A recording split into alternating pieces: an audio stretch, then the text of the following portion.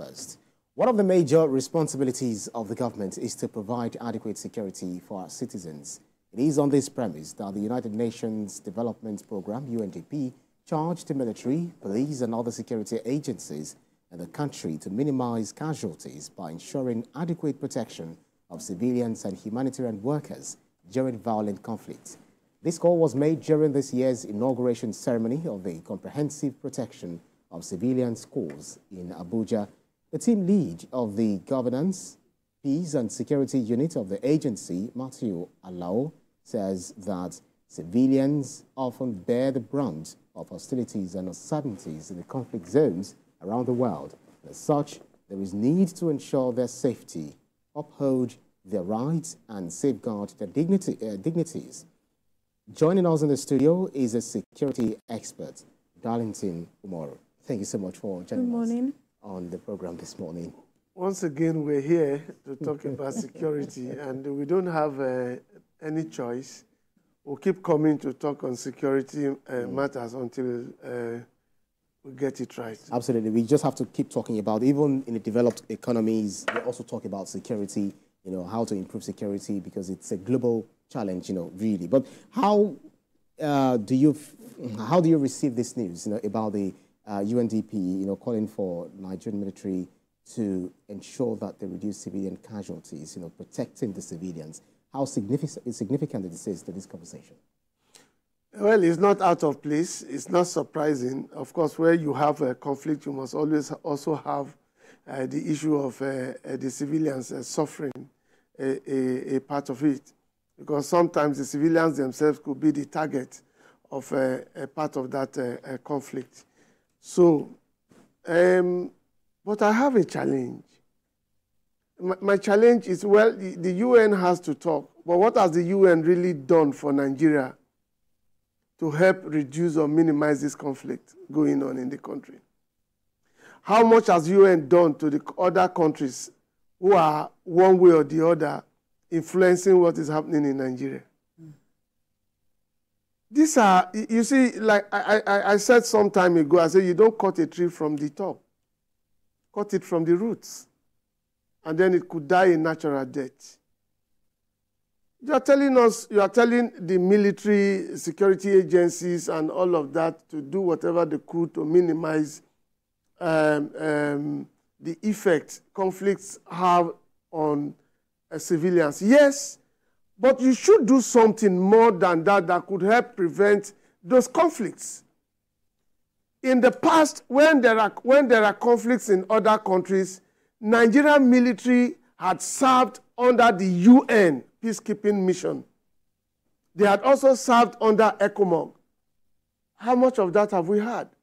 Have you had the presence of the UN military peacekeeping forces coming to join the Nigerian military to tackle or settle the insecurity conflicts we have here? Why telling us, is this what we need at this point in time? How much equipment have you given the Nigerian military to fight the terrorists and the bandits? These are the basic things. How much have you helped to control or sanction countries where firearms are finding their ways into Nigeria from?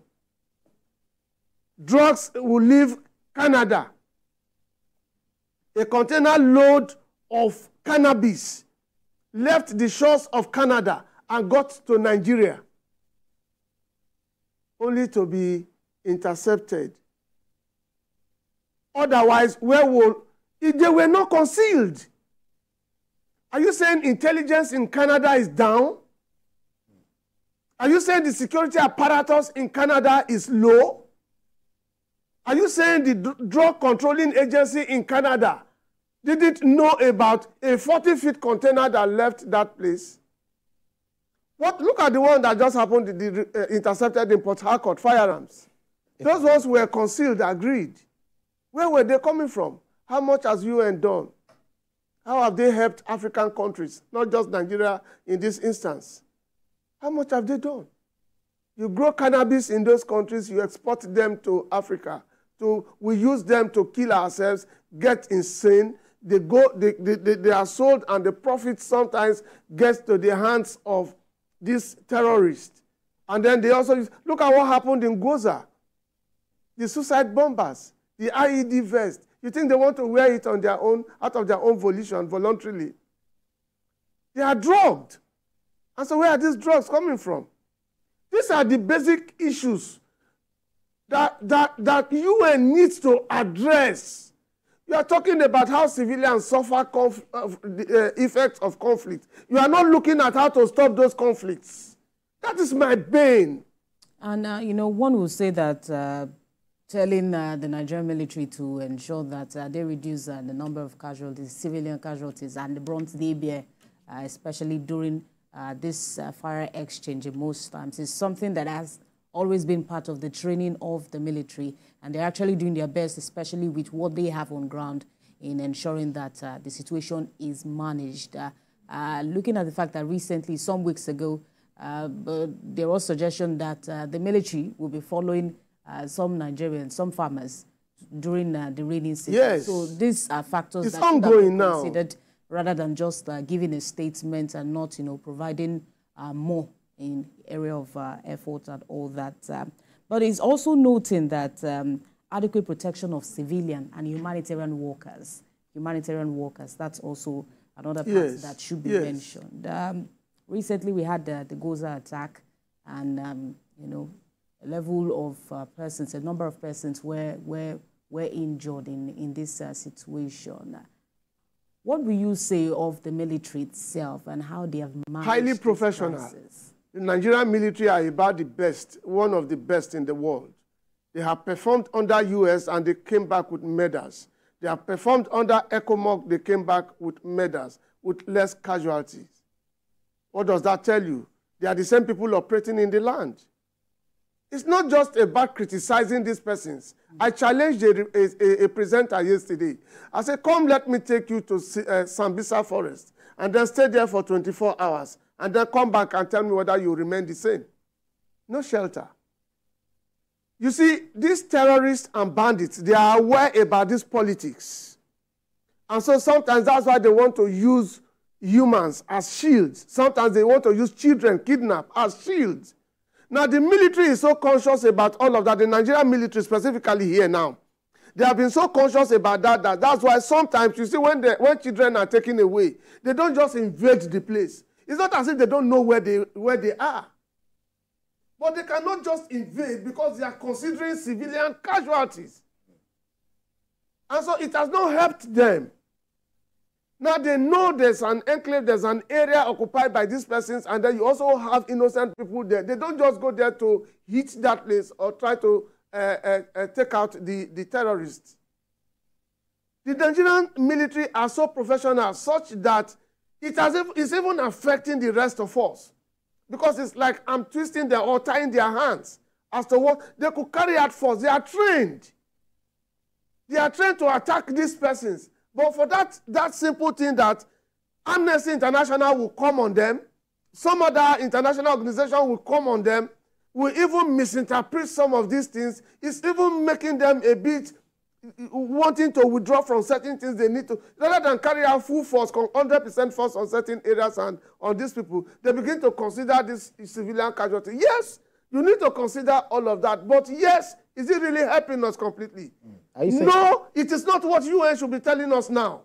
Are you saying that we should face our own problem headlong without having to listen to the noise from outside? Because one would now tend to ask the reason why, or the reason behind the UN and some other international communities are telling us this is how we should go about it. The US sold to us Tucano fighter jets, but they told us not to use it in certain places. Yet they are saying that they can help us to fight, you know, terrorism, insecurity, etc. The UN has been saying a lot of things, you know, reacting to the issues, the genocide going on in Israel-Gaza war. But then, what have they done? Never listened to them. What have they done? What have they achieved? So how honest do you consider their points or their concerns regarding the Nigeria's security challenges? If you want me to say to you the way it is, without mincing words, without fear or favor, they are not helping. They are not helping us. In fact, most of these countries are even helping to create conflicts in Africa. because of the scrabble for Africa's resources. That Asia-West rivalry. And then some of them need to also say, it has not helped us. A few countries recently went out of, what do you call it now, the West Africa... the ECOWAS. ECOWAS arrangement. Mali, etc. What has happened to them? Sure, I don't recall. If you want to correct them and they think it's not working for them, they pull out of that organization. But we cannot leave UN. But we can also say, let's do our own thing in our own way to achieve our own result. These people are not here. They are talking about humanitarian workers and all of that. How many times do you find them at war zones? How many times do you find them at war zones? What you find at war zones are the military and intelligence agencies. How many times would they, for how long? We want, like you rightly said, I was going to come to that.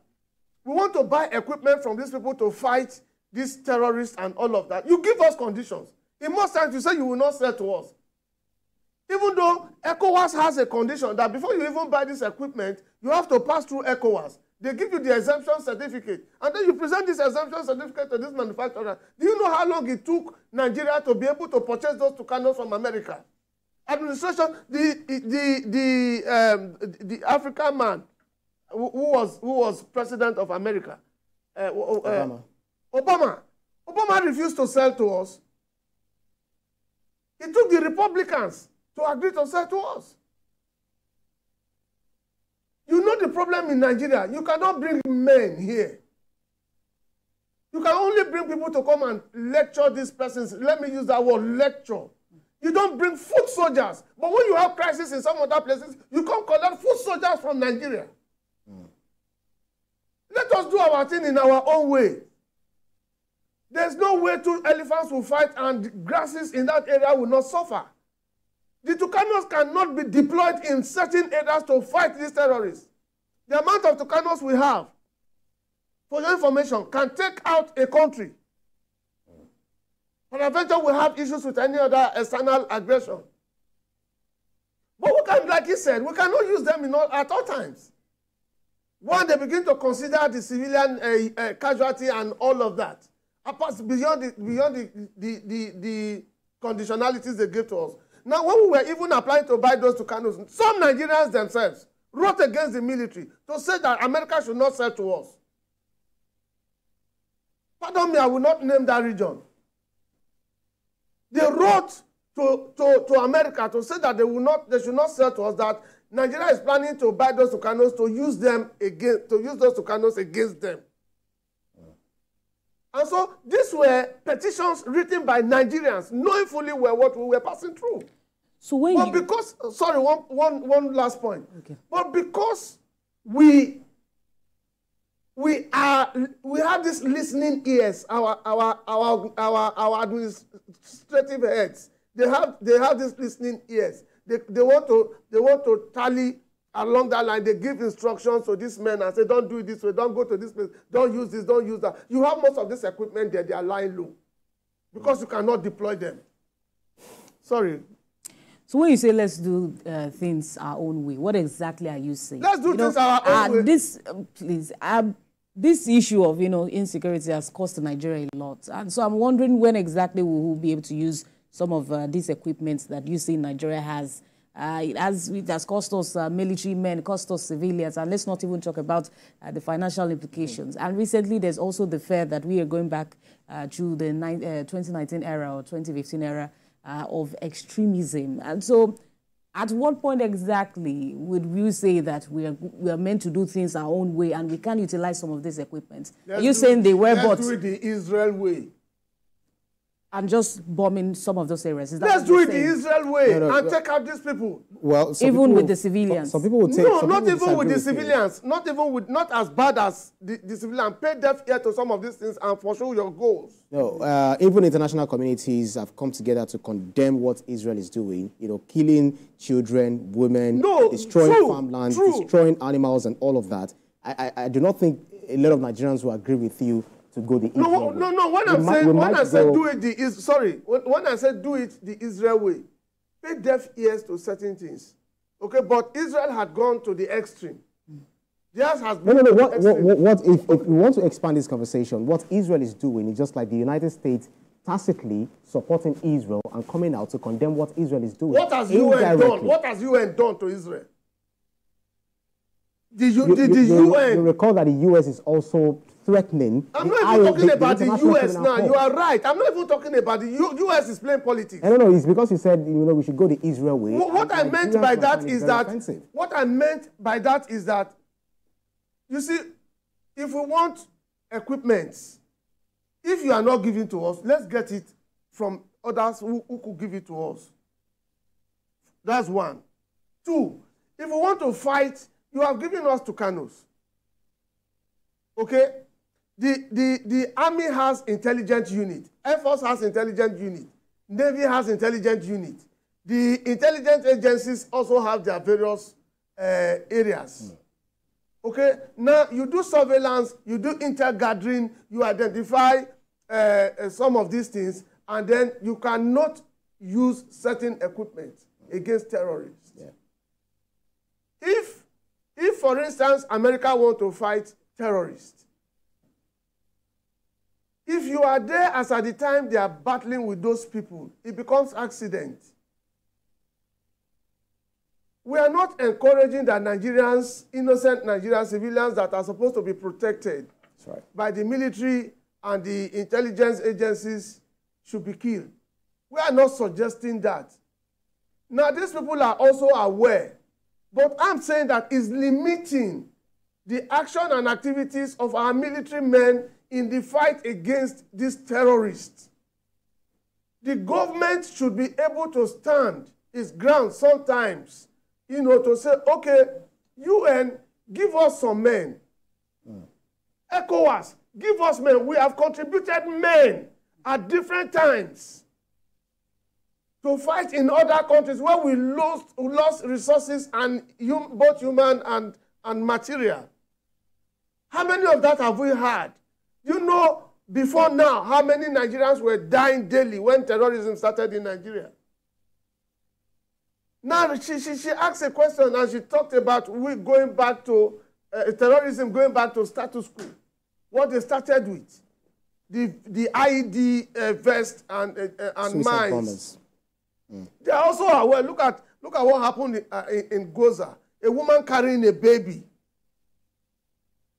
Is that not shocking to you?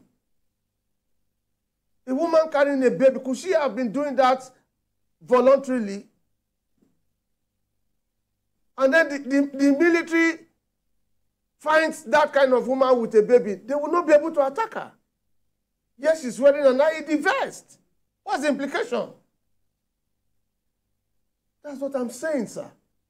So you mentioned ECHO. But that woman detonated that IED in her, blowing off that child and herself. Are you saying she was under an influence? Yeah, of course, definitely now.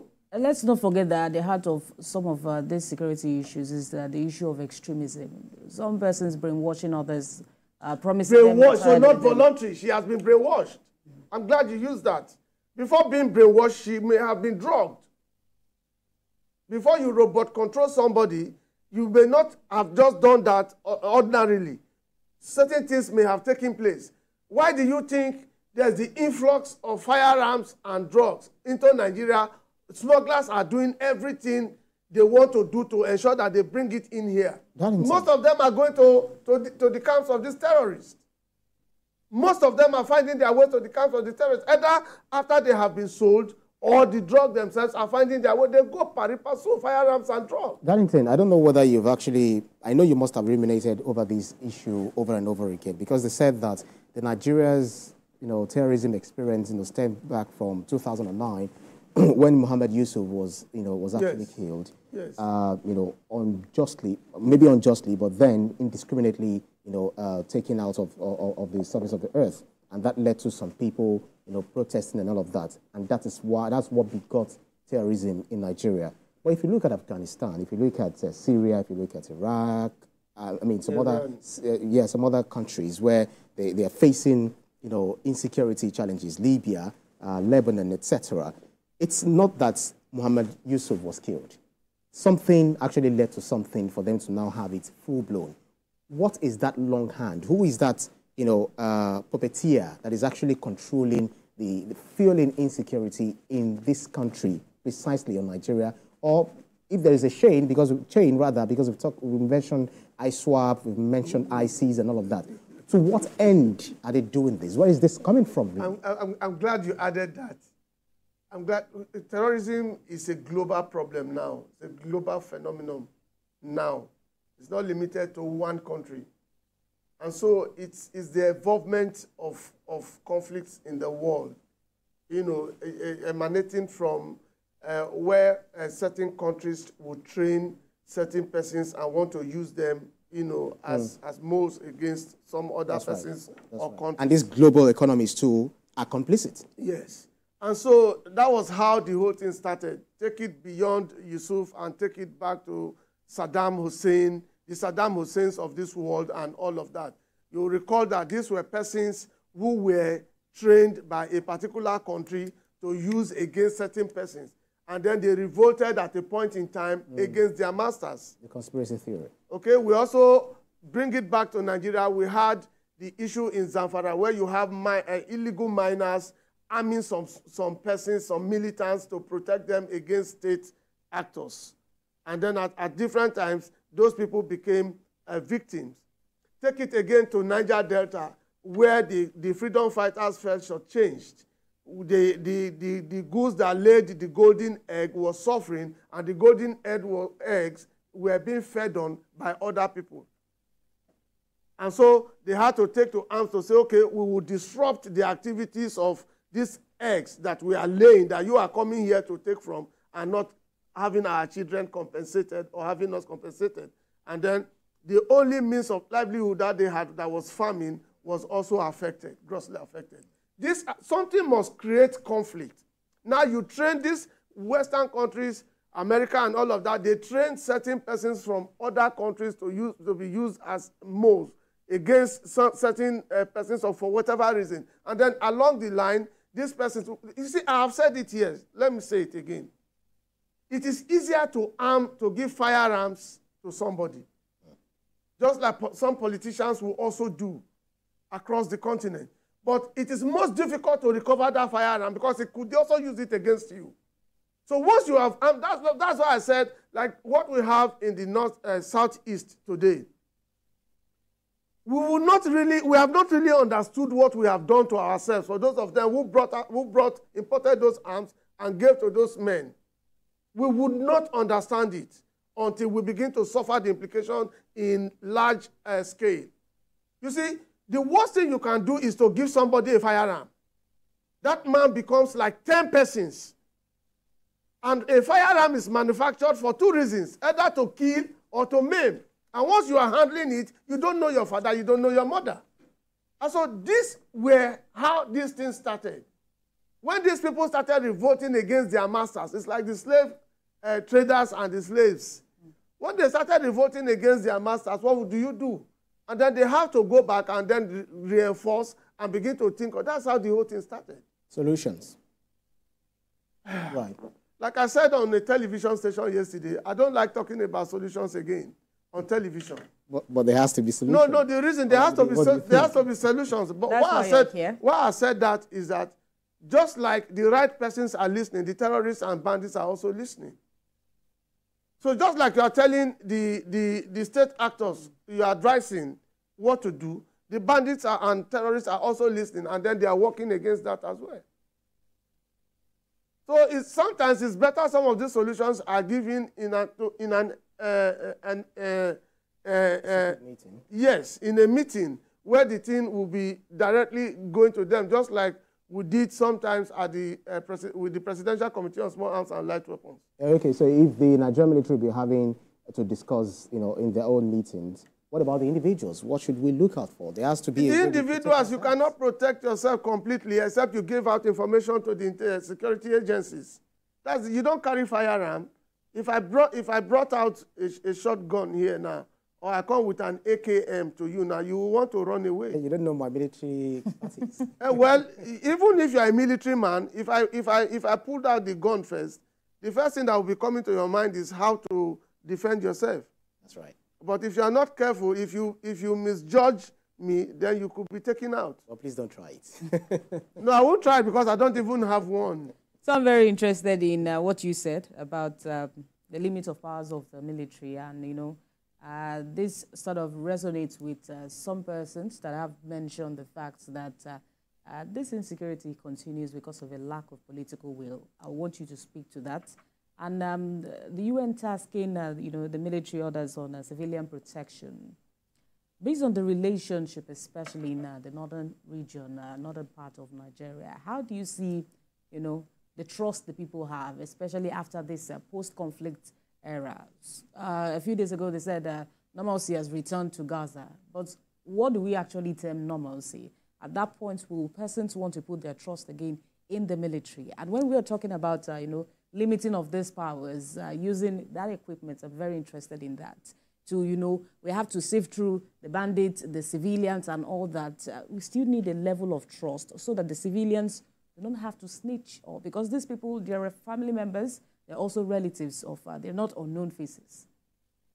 I don't know. You have asked about 2-3 questions now. I don't know if you could take those questions directly. Okay, so you mentioned the limits of powers of the military. Yes. I want you to speak to that. Speak more on that. Because many have said that a lack of political will is what is affected. And so when we're saying we are fighting this... All of that is a combination, but let me give you just a simple instance. If I'm carrying a gun now, you are carrying a gun, and I grab this gentleman, okay? He's a civilian, for instance. I'm an enemy, for instance. Because of what Amnesty will say, because of what UN would say, because of what other agencies will say, you'll be restricted from doing a shot at me, firing a shot at me, because I'm holding this man, using him as a shield. You end up being killed. You, the state actor. And once you are gone, the country has lost so much resources because you would have been trained severally, and the country would have invested so much in you in the course of training you to tackle me. But because I know your weakness, I just grab this man, get him close to my chest, or get a little child, hold the child to my chest, and then you are at my mercy. I ask you, drop your gun, or I kill this man. You drop your gun, he kills you. These are some of the challenges. So, the issue in Goza. Goza is at the border between Nigeria and Cameroon, where you have a thick mountain. The terrorists, I said this somewhere, when they were being chased, the Boko Haram, when they were being pursued aggressively by the military in Sambisa, many of them found their way to that mountain where you have Goza. That was why it was easy for them to run over Goza and some other communities and some other local governments at the time. And so, but now the situation is different. Now, they left the issue of the IED jackets, but they are returning to it. Now that they have returned to it, the military is now aware. And so focus will also be on movement of people now, because there's a way they identify people wearing IEDs. That's right. Well, but for the Nigerian military, they are wonderful. Absolutely. And then you've actually advised the Nigerian government and the security agency to find a homegrown solution and listen less to the noise that are coming from Amnesty and other agencies of the global communities. Thank you very kindly, security experts, Darlington Umoro. It's always an interesting insight with you on the show. Thank you so much. I'm happy to hear that. Thank you. Thank you very much. My pleasure being here.